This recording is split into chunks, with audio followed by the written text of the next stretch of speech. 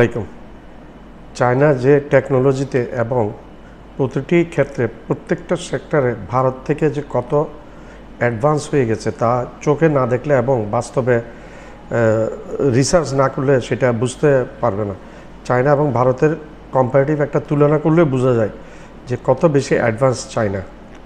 কথা কম বলে কিন্তু কাজে খুবই শক্ত চীনা জাতি।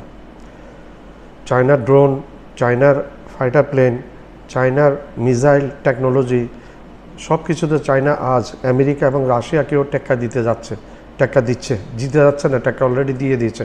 তা আর বলার অপেক্ষা রাখে না। ভারতের সাথে চীনের প্রতিটি ক্ষেত্রে তুলনা করলেই সহজে বোঝা যায় বাংলাদেশকে এই ক্ষেত্রে নিজের প্রতিরক্ষার জন্য মডার্ন ড্রোন, অ্যান্টিব্যালিস্টিক মিসাইল এবং নিউক্লিয়ার ওয়েপন্স, পারমাণবিক অস্ত্র জোগাড় করা ছাড়া আর কোনো উপায় নেই এই মুহূর্তে বাংলাদেশের। ভারতের বিভিন্ন অ্যাঙ্গেল থেকে যে ধরনের হুমকি ধমকি দিচ্ছে বাংলাদেশকে তা রুখার জন্য এই ধরনের প্রতিরক্ষা ব্যবস্থা বাংলাদেশের দরকার। নিজের প্রতিরক্ষার জন্য দ্বিতীয় কোনো অপশন এক্ষেত্রে এই মুহূর্তে বাংলাদেশের কাছে নাই।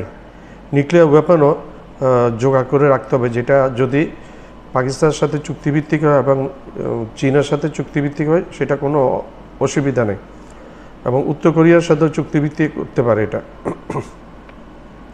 আমাদের বলতে দ্বিধা নেই যে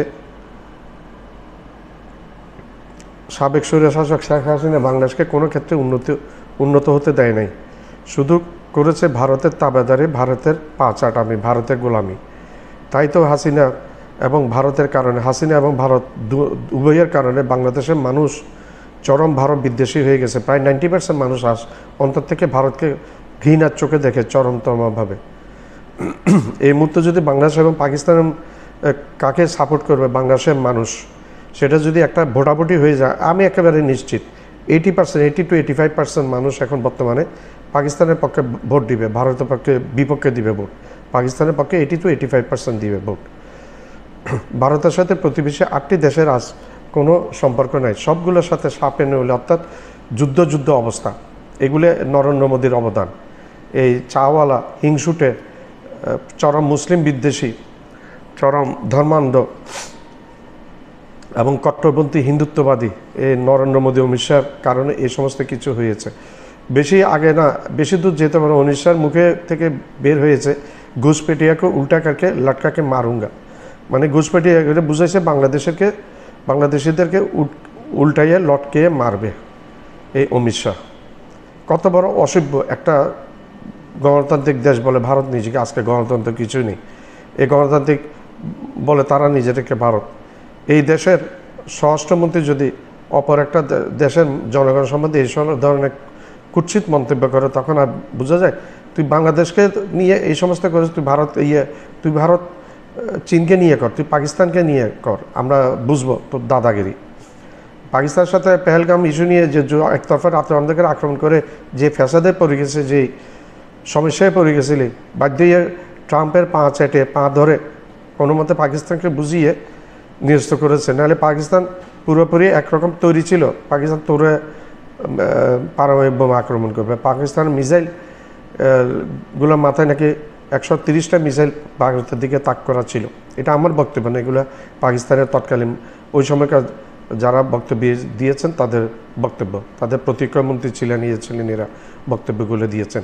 আর পাকিস্তান ভারতকে পাকিস্তানকে রাতের অন্ধকারে আক্রমণ করেছে, মসজিদ, এতিমখানা, মাদ্রাসা, নিরীহ শিশুরা পর্যন্ত মারা গেছে, মসজিদ, এতিমখানা, মাদ্রাসা পর্যন্ত ধ্বংসপ্রাপ্ত হয়েছে ভারতের আঘাতে। কিন্তু পাকিস্তান ভারতের প্রত্যেকটা পটেনশিয়াল সামরিক স্থাপনায় আঘাত করে তছনছ করে দিয়েছে। কোনো একটা বেসরকারি জায়গায় আঘাত করে নেই, কোনো একটা মন্দিরে আঘাত করে নেই, কোনো একটা আশ্রমে আঘাত করে নেই। পাকিস্তান দেখিয়ে দিয়েছে কীভাবে যুদ্ধ করতে হয়, কীভাবে কম সময়ের মধ্যে 6টা যুদ্ধ বিমান ভূপাতিত করে দিয়েছে ভারতের। যা ভারত যদি হয় তাহলে ভারত আজীবন মনে রাখবে এই ঘটনা।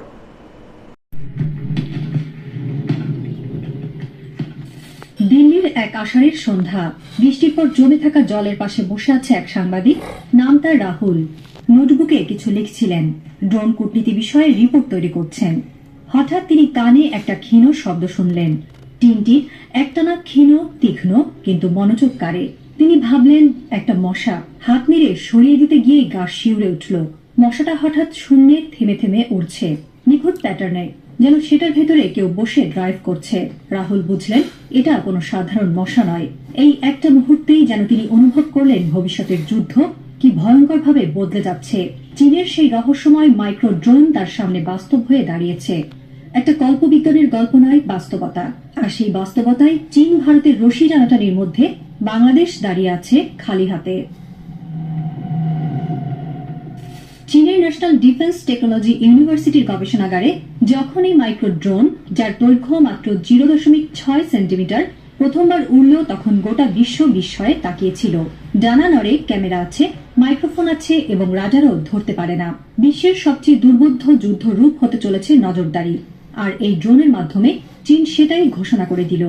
এখন যুদ্ধ মানেই আর কামান রাইফেল নয়, যুদ্ধ মানেই আর মোচড়ানো কাঁধের শক্তি নয়, যুদ্ধ এখন তথ্যের, পর্যবেক্ষণের, কৌশলে। কিন্তু এই মুহূর্তে যদি কেউ প্রশ্ন করে বাংলাদেশ কি করছে, উত্তরটা কষ্টকর। কারণ বাংলাদেশ এখনো নিজস্ব কোনো রিকনেসেন্স বা হামলা ক্ষমতা সম্পন্ন ড্রোন তৈরি করতে পারেনি। কোনো যুদ্ধকালীন প্রস্তুতি গবেষণা ইনস্টিটিউট আজ পর্যন্ত বাস্তবিক সাফল্যে পৌঁছায়নি। বাংলাদেশে এমন প্রতিভাবান তরুণ তরুণীরা আছেন যারা ব্যক্তিগত পর্যায়ে কোয়াডকপ্টার বা এআই নিয়ন্ত্রিত ডিভাইস বানাতে পারেন। বিশ্ববিদ্যালয়ের ল্যাবগুলোতে অনেক উদ্ভাবন দিনের আলো দেখতে চায়, কিন্তু দেখা যায় বাজেটের অভাব, আমলাতান্ত্রিক জটিলতা আর রাজনৈতিক সদিচ্ছার ঘাটতি। সব মিলিয়ে সম্ভাবনা প্রতিদিন মরে যায়। এক গবেষকের ভাষায়, আমরা বানাতে পারি কিন্তু আমাদেরকে বানাতে দেওয়া হয় না। আর এই বাধা তৈরি করছে এক ভয়ঙ্কর দালাল চক্র, যাদের বিশ্বাস বাংলাদেশ যেন চিরকালই ক্রেতা থাকে, কখনোই উৎপাদক না হয়ে ওঠে। বিশেষ করে এমন কিছু চক্র আছে যাদের সম্পর্কে অনেকে মনে করেন তারা ভারতের গোয়েন্দা সংস্থা রয়ের ছায়ায় চলে। তারা বাংলাদেশের আত্মনির্ভর প্রতিরক্ষা উদ্যোগকে ভেতর থেকেই ভাঙছে।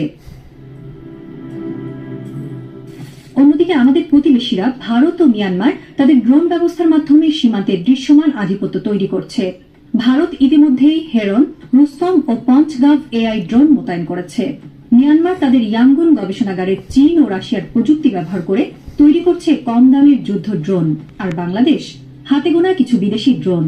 বড় সংগ্রহ বা নিজস্ব তৈরি এখনো প্রক্রিয়াধীন, চিন্তাধীন বা পরিকল্পনাধীন অবস্থায়। এদিকে বঙ্গোপসাগরের উপরে চট্টগ্রাম বন্দরের আকাশে বা বান্দরবনের পাহাড়ি সীমান্তে একটি ড্রোন উড়ে বেড়ালেও আমরা তা ধরতে পারি না। এই অদৃশ্য শূন্যতা আমাদের ভবিষ্যতের সবচেয়ে বড় নিরাপত্তাজনিত ফাঁক। কিন্তু এখনো সব শেষ হয়ে যায়নি। চীন শুধু অস্ত্র বিক্রেতা নয়, তারা আজ তাদের প্রযুক্তিগত সক্ষমতা ভাগ করে নিতে প্রস্তুত। বিশেষত পাকিস্তান, ইরানের মতো ঘনিষ্ঠ বন্ধুদের সাথে তারা এআই ভিত্তিক যুদ্ধ প্রযুক্তি, রাডার সিস্টেম এবং ড্রোন ডিজাইন ট্রান্সফার করছে। চীনা গণমাধ্যম গ্লোবাল টাইমস, সাউথ চাইনা মর্নিং পোস্টে প্রকাশিত একাধিক রিপোর্টে বলা হয়েছে বাংলাদেশকেও চীন এই সহযোগিতা দিতে ইচ্ছুক। কিন্তু সমস্যা একটাই, আমাদের রাজনৈতিক নেতৃত্ব কি সেই সাহস দেখাতে প্রস্তুত? সাহস মানে ভারতকে উপেক্ষা করা নয়, বরং বাংলাদেশের জাতীয় নিরাপত্তাকে সবার আগে রাখা।